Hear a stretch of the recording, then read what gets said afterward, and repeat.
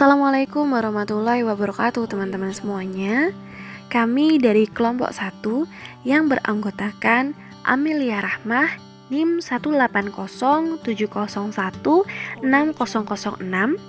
Lalu ada Tri Dewi Romadoni 18070160024 dan saya sendiri RR Ananda Safira NIM 18070161131. Di sini kami akan mempersembahkan presentasi kami mengenai sejarah psikologi bermain dalam mata kuliah Psikologi Bermain Fakultas Psikologi dan Kesehatan UIN Wali Songo Semarang.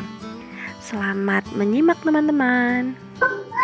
Nah, di sini saya akan menjelaskan mengenai materi yang pertama, mengenai apa sih pengertian dari bermain ini. Nah, sebelumnya, dunia anak adalah dunia bermain. Nah, anak-anak biasanya cenderung akan menghabiskan lebih banyak waktunya dengan bermain. Kita dapat mengamati bahwa anak-anak akan menghabiskan lebih banyak waktu untuk bermain game daripada belajar dalam kehidupan sehari-hari. Nah, bermain merupakan kebutuhan yang sangat penting bagi anak. Melalui bermain, anak akan memahami hal-hal yang ada di sekitarnya dan menumbuhkan kreativitasnya dengan menggunakan atau tidak menggunakan benda atau alat permainan. Nah, di sini ada 5 para ahli yang menjelaskan pengertian dari bermain. Pertama, menurut Smith dan Pellegrini 2008. Bermain merupakan kegiatan yang dilakukan untuk kepentingan diri sendiri, dilakukan dengan cara-cara menyenangkan, tidak diorientasikan pada hasil akhir, fleksibel, aktif, dan positif. Nah, hal ini berarti bermain bukanlah kegiatan yang dilakukan demi menyenangkan orang lain, tetapi semata-mata karena keinginan dari dirinya sendiri. Nah, oleh karena itu, bermain itu menyenangkan dan dilakukan dengan cara-cara yang menyenangkan bagi pemainnya. Selanjutnya, yang kedua, menurut Harlock 1997, bermain diartikan sebagai kegiatan yang dilakukan demi kesenangan dan tanpa mempertimbangkan hasil akhir. Kegiatan tersebut dilakukan secara sukarela, tanpa paksaan atau tekanan dari pihak luar. Yang ketiga, menurut Wing 1996, bermain adalah kebutuhan, sedangkan bekerja adalah sebuah keharusan. Bagi anak-anak, bermain adalah aktivitas yang dilakukan karena ingin, bukan karena harus memenuhi tujuan atau keinginan orang lain. Nah, selanjutnya mengenai Erikson 1963. Menurut Erikson, bermain membantu anak mengembangkan rasa harga diri karena dengan bermain, anak akan memperoleh kemampuannya untuk menguasai tubuh mereka, menguasai dan memahami benda-benda, serta akan belajar keterampilan sosial. Selanjutnya, menurut Sigmund Freud 1920, bermain bagi anak merupakan satu mekanisme untuk mengulang kembali peristiwa traumatik yang dialami sebelumnya, sebagai upaya untuk memperbaiki atau menguasai pengalaman tersebut demi kepuasan anak. Nah, setelah saya menjelaskan beberapa pengertian dari bermain, selanjutnya saya akan menjelaskan mengenai sejarah dari bermain. Nah, bermain pada masa awal belum banyak mendapatkan perhatian khusus di dalam konteks orang-orang yang mempelajari ilmu jiwa. Hal itu dikarenakan terbatasnya pengetahuan tentang psikologi perkembangan anak dan kurangnya perhatian terhadap perkembangan anak secara menyeluruh. Plato merupakan orang yang pertama kali menyadari bahwa pentingnya bermain bagi anak karena adanya nilai praktis. Pendapat-pendapat lain muncul setelahnya, yaitu Aristoteles yang berpendapat bahwa dari kegiatan bermain, anak dapat memiliki cita-cita yang akan ditekuni saat dewasa nanti. Nah, selanjutnya, pada awal 19 merupakan awal besar bagi studi tentang perkembangan anak. hingga muncul beberapa tokoh dalam teori klasik mengenai bermain. Namun, teori klasik tersebut kemudian mengalami pergeseran dengan munculnya para ahli dari teori modern tentang bermain. Nah, di sini teori klasik terbagi menjadi 4. Yang pertama ada teori kelebihan energi, yang kedua teori relaksasi atau rekreasi, ketiga teori rekapitulasi, dan yang keempat teori insting. Nah, yang pertama saya akan menjelaskan mengenai teori kelebihan energi. Menurut Herbert Spencer mengajukan teori surplus energi atau kelebihan teori yang menjelaskan bahwa kegiatan bermain terjadi karena adanya kelebihan energi pada anak. Nah, pada bukunya menurut Principle of Psychology pertengahan abad ke-19 dalam Miller 1972 mengemukakan bahwa kegiatan bermain seperti berlari, melompat, berguling yang menjadikan ciri khas dari kegiatan anak kecil maupun anak binatang perlu dijelaskan secara berbeda. Nah, pada masa itu, teori surplus energi mempunyai pengaruh besar terhadap psikologi, namun teorinya dirasa kurang tepat dan mendapat tantangan. Yang kedua, teori relaksasi atau rekreasi. Menurut Scaler dan Lazarus menyebutkan bahwa bermain mengisi kembali energi yang telah terpakai dalam bekerja. Nah, menurut penggagasannya, kegiatan bekerja menyebabkan berkurangnya tenaga. Nah, tenaga ini dapat dipulihkan kembali dengan cara tidur atau melibatkan dalam kegiatan yang sangat berbeda dengan bekerja. Nah, bermain adalah lawan dari bekerja dan merupakan cara yang ideal untuk memulihkan tenaga. Tentu saja teori yang dikemukakan tersebut terkesan kurang ilmiah. Walaupun teori ini bisa menjelaskan aktivitas rekreatif yang dilakukan orang dewasa seperti bermain bola atau catur sebagai selingan setelah bekerja keras. Nah, yang ketiga, teori rekapitulasi. Menurut Stanley Hall, seorang profesor psikologi dan pedagogi berminat terhadap teori evolusi serta bidang pendidikan. Ia juga mempelajari perkembangan anak. Nah, ia mengatakan bahwa anak-anak mengulangi aktivitas leluhurnya karena itu pengalaman-pengalaman nenek moyang akan terampil dalam kegiatan bermain anak. Teori ini memberi penjelasan mengenai tahapan kegiatan bermain yang mengikuti urutan seperti evolusi makhluk hidup. Nah, teori ini tentu saja mempunyai kelemahan, tapi setidaknya dapat dianggap mempunyai peran besar karena berhasil mendorong minat ilmuwan lain untuk mempelajari perilaku dalam berbagai tahapan usia. Nah, selanjutnya mengenai teori insting. Menurut Carl Gross, seorang filsuf yang meyakini bahwa bermain berfungsi untuk memperkuat insting yang dibutuhkan guna kelangsungan hidup di masa mendatang. Nah, dasar dari teori ini adalah prinsip seleksi alamiah yang dikemukakan oleh Charles Darwin. Makhluk hidup yang baru lahir mewarisi sejumlah insting yang tidak sempurna dan insting penting untuk bertahan hidup. Nah, bermain bermanfaat untuk makhluk hidup yang masih muda dalam melatih dan menyempurnakan instingnya. Jadi, tujuan bermain adalah sebagai saran, latihan, dan mengelaborasi keterampilan yang diperlukan secara saat dewasa nanti. Menurut Carl Gross juga berpendapat bahwa bermain adalah sesuatu yang menyenangkan di masa muda, maka dari itu harus tetap dilakukan di masa dewasa. Nah, teori ini mengandung kelemahan tetapi sekaligus memberikan sumbangan karena kegiatan bermain yang dulunya dianggap tidak berguna pada kenyataannya mempunyai manfaat secara biologis, paling tidak untuk mempertahankan hidup. Selain itu, bermain merupakan sarana melatih keterampilan tertentu. Setelah menjelaskan teori klasik yang terbagi menjadi 4, saya juga akan menjelaskan teori modern. Nah, teori modern ini terbagi menjadi 4 juga. Yang pertama ada teori psikoanalisa, yang kedua teori kognitif, ketiga teori Singer, yang keempat teori arousal modulation theory. Pertama, saya akan menjelaskan teori psikoanalisa.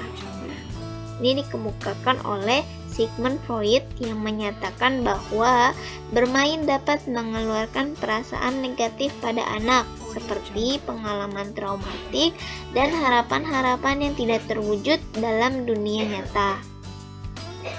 Dalam hal ini, bermain dapat dijadikan sarana untuk menyalurkan emosi negatif seperti marah, sehingga timbul perasaan lega. Bermain juga mempunyai efek katartis. Nah, melalui bermain, anak dapat mengambil peran aktif sebagai pemindahan emosi negatif ke objek lain. Selanjutnya, saya akan menjelaskan mengenai teori kognitif. Nah, teori kognitif ini dipaparkan ada 4 teori menurut para ahli. Yang pertama menurut Jean Piaget. Nah, Jean Piaget ini berpendapat bahwa anak menciptakan sendiri pengetahuan mereka tentang dunianya melalui interaksi mereka ketika bermain. Karena perkembangan bermain berhubungan dengan perkembangan kognitif, maka perkembangan kognitif anak juga dapat mempengaruhi kegiatan bermainnya. Yang kedua, menurut Levi-Gotsky, menekankan pemusatan hubungan sosial sebagai hal yang penting yang dapat mempengaruhi perkembangan kognitif. Menurut Vygotsky, bermain akan membantu perkembangan bahasa dan berpikir. Selanjutnya, menurut Jerome Bruner. Nah, Jerome Bruner ini memberi penekanan pada fungsi bermain sebagai saran mengembangkan kreativitas dan fleksibilitas. Dalam bermain, yang lebih penting bagi anak adalah makna bermain dan bukan hasil akhirnya. Keempat, menurut Sutton Smith mengemukakan bahwa bermain memberikan berbagai kemungkinan anak untuk dapat menentukan bermacam pilihan dan mengatur fleksibilitas secara baik. Fungsi bermain menurut Smith adalah sebagai aktualisasi potensi otak karena dapat menyimpan berbagai macam pilihan yang sudah ada di dalam otak. Nah, yang ketiga, teori Singer. Nah, ini dikemukakan oleh Jerome Singer yang memandang bermain hayal merupakan usaha anak untuk menggunakan kemampuan fisik dan mental guna mengatur atau mengorganisasi pengalaman-pengalamannya. Menurut Singer juga, bermain digunakan anak untuk menjelajahi dunianya, mengembangkan kompetensi dalam usaha mengatasi dunianya, dan mengembangkan kreativitasnya. Nah, yang ketiga yaitu arousal modulation theory. Ini dikemukakan oleh Michael Ellis. Ellis ini memodifikasi teori ini dan memandang bahwa bermain sebagai bentuk pemrosesan informasi. Nah, makhluk hidup secara manta selalu aktif. Mereka terus-menerus berusaha untuk membuat informasi yang sudah diperoleh menjadi berarti. Anak-anak menggunakan bermain sebagai cara untuk menciptakan informasi dari dalam dirinya sendiri melalui bermain hayal.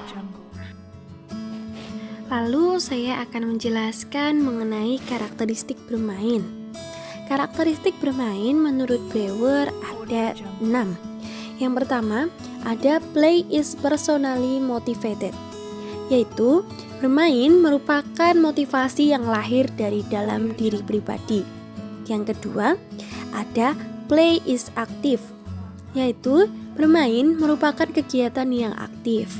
Yang ketiga, ada play is often non-literal, atau yang artinya bermain merupakan kegiatan yang berpura-pura atau bukan sungguhan. Yang keempat, play has no extrinsic goals. Bermain tidak memiliki sasaran yang pasti atau ekstrinsik.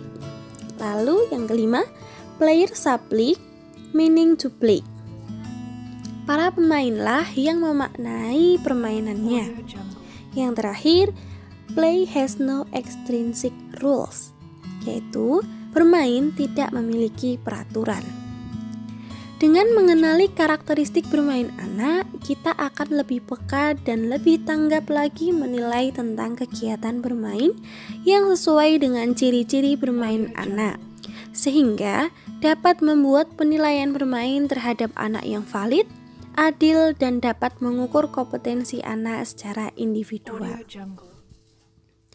Nah, setelah karakteristik, di sini ada ciri yang dapat dijadikan sebagai acuan untuk menentukan apakah sesuatu itu bermain atau bukan. Yaitu yang pertama, volunteer. Bermain dilakukan secara volunteer atau secara sukarela tanpa paksaan dan tekanan dari orang lain.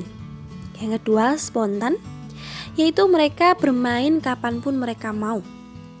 Yang ketiga, berorientasi pada proses.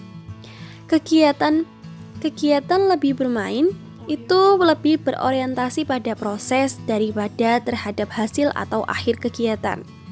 Fokus dalam bermain adalah melakukan aktivitas bermain itu sendiri, bukan hasil atau akhir dari kegiatannya.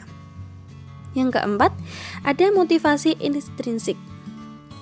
Maksudnya, mendorong anak untuk melakukan kegiatan bermain tersebut untuk kegiatannya itu sendiri, bukan faktor-faktor luar yang bersifat ekstrinsik. Misalnya didorong orang tua untuk mendapatkan hadiah dan lain-lain. Yang kelima, ada menyenangkan. Bermain itu pada dasarnya menyenangkan. Bermain bisa memberikan perasaan-perasaan positif bagi para pelakunya. Artinya, semakin aktivitas itu menyenangkan, maka hal tersebut semakin merupakan bermain. Lalu yang keenam, ada aktif. Bermain itu aktif. Bermain memerlukan keterlibatan aktif dari para pelakunya. Yang terakhir ada fleksibel. Dengan fleksibel, ini berarti anak yang bermain memiliki kebebasan untuk memilih jenis kegiatan yang ia lakukan.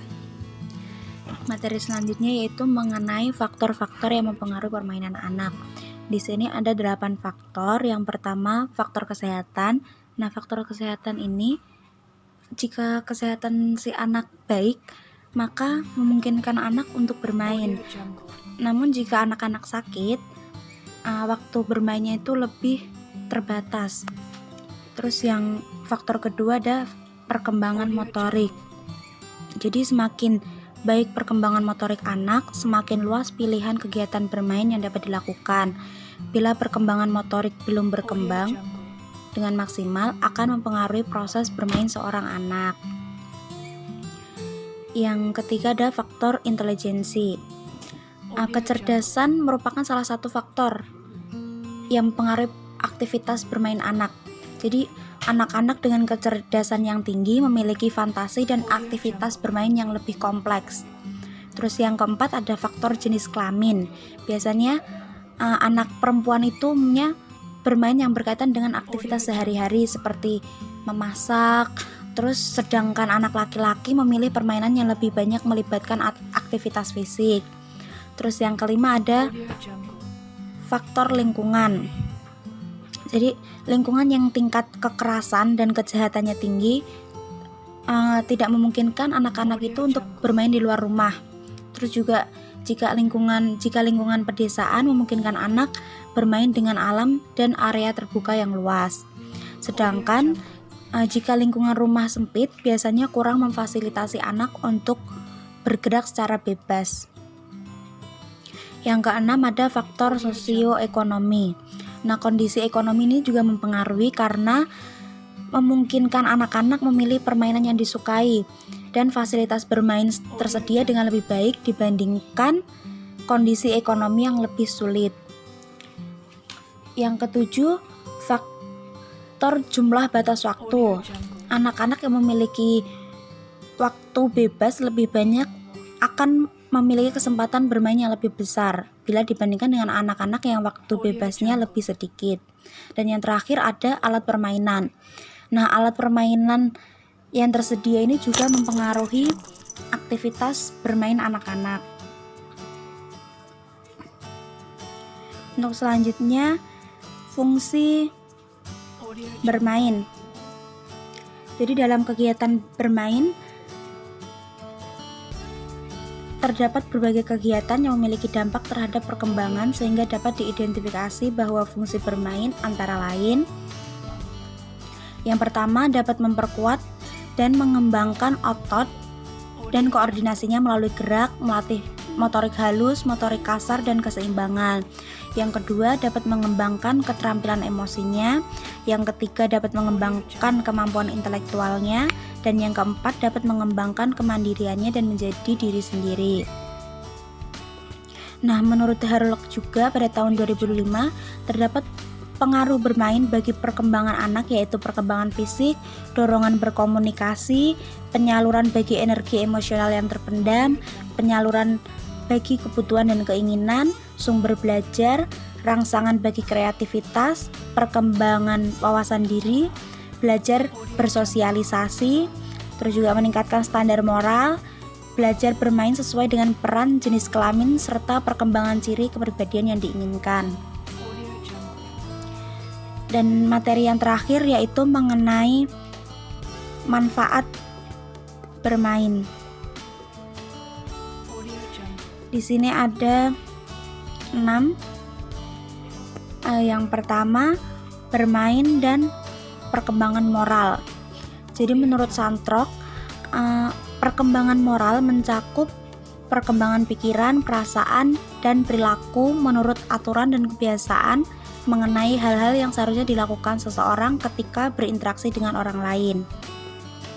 Nah, pada anak usia dini ini biasanya moralitas bagi mereka itu merupakan hal yang abstrak dan sulit untuk didefinisikan, sehingga perlu cara lain untuk mengenalkan moral pada anak. Salah satunya itu melalui kegiatan bermain.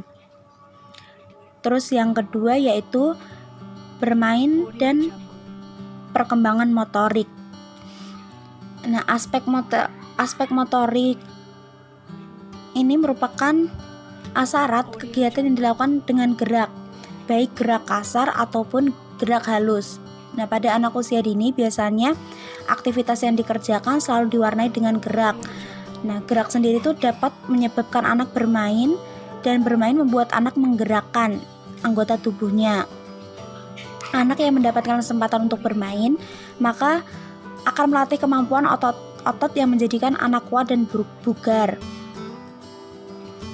Nah, contohnya bermain itu bermanfaat dalam pengembangan kemampuan motorik kasar pada anak, yaitu pada permainan yang melibatkan 2 anak atau lebih, seperti pada permainan tradisional, semisal permainan petak umpet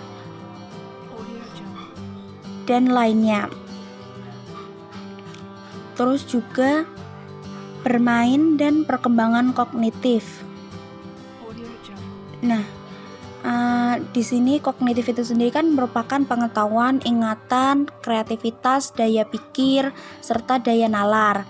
Nah, biasanya pada anak usia dini ini dapat mengenal konsep hanya dengan bermain. Jadi dengan bermain, anak akan lebih mudah menerima konsep-konsep tersebut daripada diajarkan seperti orang dewasa yang sedang belajar. Contohnya itu semisal si anak sedang bermain bola, ia dapat mengenal bentuk bola yang ia mainkan, bagaimana warna bolanya, apa, lebih besar atau lebih kecilkah dengan bola milik teman lainnya. Terus yang keempat ada bermain dan perkembangan bahasa. Nah, biasanya pada setiap kesempatan bermain, anak selalu berkomunikasi dengan lawan mainnya, baik berkomunikasi secara verbal maupun nonverbal. Nah, biasanya pada awal-awal bermain, anak hanya menggunakan bahasa tubuh, namun seiring berjalannya waktu, semakin bertambahnya penambahan kosakatanya, maka anak akan menggunakan bahasa yang verbal dalam rangka berkomunikasi dengan teman mainnya. Biasanya perkembangan bahasa ini dapat dikembangkan ketika anak mengutarakan keinginannya atau mengeluarkan pendapatnya serta memberikan komentar kepada lawan mainnya. Terus yang kelima, bermain dan perkembangan sosial. Anak-anak kan biasanya sukanya bermain. Nah, sekumpulan anak-anak akan bersosialisasi dalam kegiatan bermain tersebut. Nah, dari kegiatan tersebut bersama teman-temannya atau bersama kelompok temannya tersebut, anak-anak akan belajar memahami diri dan orang lain. Terus juga anak-anak akan lebih peka terhadap lingkungan sekitarnya. Anak yang awalnya egosentris setelah bermain dengan anak lain kemungkinan akan mulai sosialis. Terus yang terakhir ada pemanfaatan bermain oleh guru. Nah, guru dapat menggunakan bermain untuk melakukan pengamatan dan penilaian atau suatu evaluasi terhadap seorang anak dengan cara melihat mainan yang sering dipilih oleh anak tersebut. Nah, pemanfaatan bermain sebagai media terapi. Bermain dapat digunakan sebagai media psikoterapi terhadap anak tersebut yang dikenal dengan sebutan terapi bermain. Nah, bermain sendiri itu dapat digunakan sebagai media terapi karena selama bermain, perilaku anak akan tampil lebih bebas dan bermain adalah sesuatu yang dimiliki oleh anak secara alamiah. Jadi, pemanfaatan bermain sebagai media intervensi bermain dapat digunakan untuk melatih konsentrasi atau pemusatan perhatian pada tugas tertentu, melatih konsep-konsep dasar seperti warna, bentuk, ukuran, besar, arah, keruangan, melatih keterampilan motorik kasar, halus, dan lain sebagainya. Yang terakhir ada Unity of Science.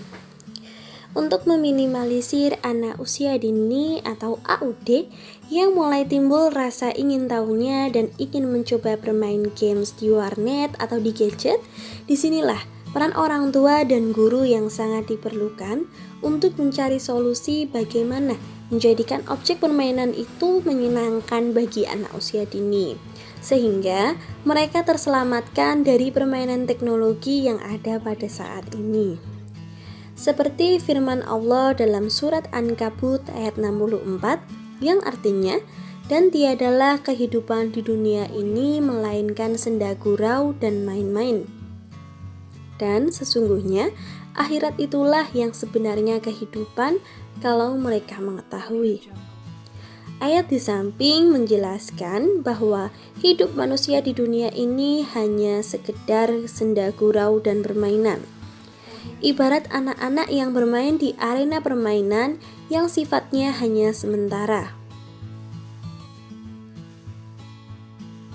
Setiap jenis permainan yang diberikan pada anak usia dini semestinya dapat bermanfaat bagi mereka untuk lebih memahami agama. Permainan anak-anak sangat beragam jenis dan macamnya. Jadi, bagaimana kita pintar-pintar memilih permainan untuk anak-anak seperti itu. Baik, sekian presentasi dari kelompok pertama. Untuk kurang lebihnya kami mengucapkan mohon maaf dan terima kasih. Sekian, wassalamualaikum warahmatullahi wabarakatuh.